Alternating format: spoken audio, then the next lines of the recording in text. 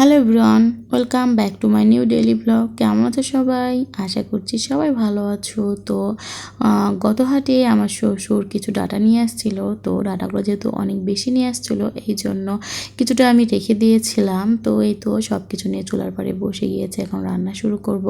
আজকে ডাটা আলু দিয়ে মসুরের ডাল দিয়ে রান্না করব। সবসময় তো ডাটা মাছ দিয়ে রান্না করে থাকি, তো আজকে ভাবলাম একটু ভিন্নভাবে রান্না করা যায়। আর তোমাদের কি বলবো, আমার এই ডাটাটা এত বেশি ফেভারিট হয়ে গিয়েছে, আমার মনে হয় যে অন্য কিছু আর খেতে ইচ্ছে করছে না, শুধুমাত্র এই ডাটাটাই কেন জানি আমার খেতে ইচ্ছে করছে। যখন দেখবা যে খেয়ে খেয়ে বিরক্ত হয়ে যাব, তখন আর খেতে ভালো লাগবে না। আমার আসলে অভ্যাসটা এমনই, যখন যেটা খাইতে মন চায়, যতক্ষণ না এটা আমার বিরক্ত ততক্ষণ আমি এটা খেতেই থাকি।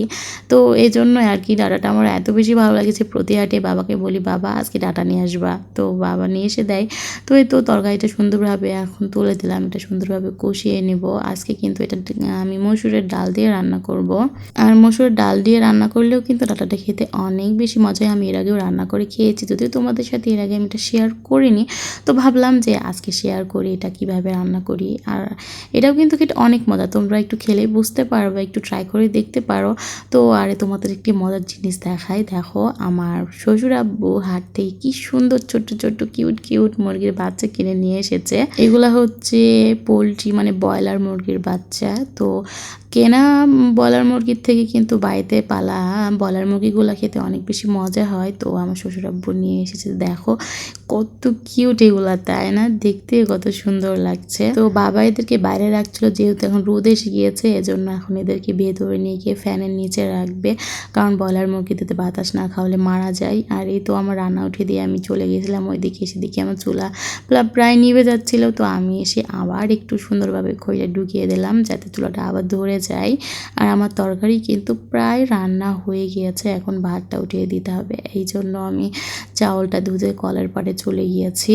আর আমি কিন্তু সবসময় আমাদের বাড়ির বানানো চাল দিয়ে ভাত রান্না করি, যেহেতু আমি গ্রামের বৌমা, এই জন্য আমাদের বাড়িতেই কিন্তু চাউল করে নেওয়া হয়। যেহেতু এইসব ভিডিও তোমাদের সাথে কখনো আমি শেয়ার করি না, কারণ আমার সবসময় আসলে ভিডিও করার সময়টা হয়ে ওঠে না।